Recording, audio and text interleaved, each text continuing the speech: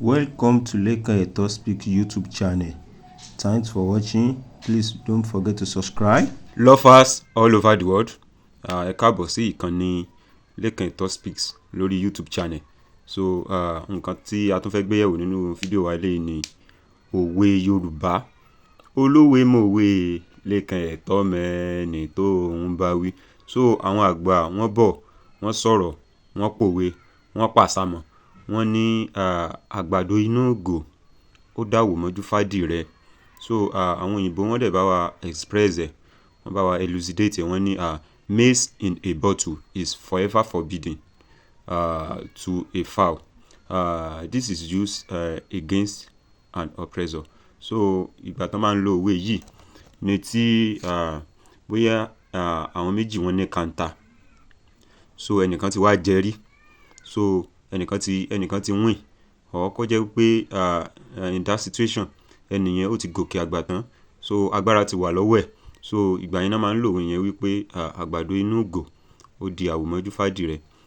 For example náà, tá a bá wò náà, tí wọ́n bá gbé ìgò kalẹ̀, tí wọ́n bá rọ àgbàdo sínú ẹ̀, adìrẹ kò ní choice, kò ní ní chance, kò ní opportunity láti jẹ àgbàdo yẹn. So choice tó máa ní ojú wípé kó wò kó mọ́ jù lọ, because eyín adìrẹ kò lè ran ìgò. So ní àwọn Yorùbá fi lo ọ̀rọ̀ yẹn wípé àgbàdo inú ògò ó ti di àwòmọ́jú fádìrẹ. Ṣé rí pé Yorùbá gbọ́n púpọ̀, Yorùbá lédè, Yorùbá wọ́n dẹ̀ wuyì. So wọ́n tún wá pa òwe kan náà. Wọ́n ní olóòótọ́ ìlú nìkà ìlú. Olóòótọ́ ìlú nìkà ìlú. Ọ̀rọ̀ ni, òwe ni, àṣàmọ̀ ni.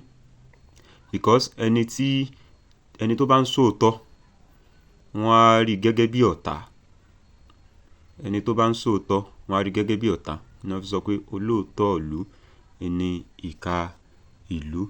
So àwọn àgbà wọ́n gbọ́n púpọ̀, like serious. Àwọn Yorùbá wọ́n dẹ̀ experience, wọ́n bá wa express ẹ̀.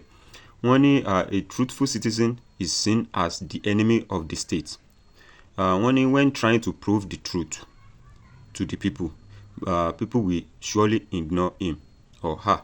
So tó bá ń try láti sòótọ́ fáwọn èèyàn, so àwọn èèyàn ò ní gba tiẹ̀ rárá, because wọ́n ní òtítọ́ ó korò, wọ́n lóòótọ́ korò. So ní àwọn àgbà fi sọ pé olóòótọ́ ìlú nìkà ìlú, because òótọ́ ọ̀rọ̀ ó korò lára àwa ọmọ ẹ̀dá.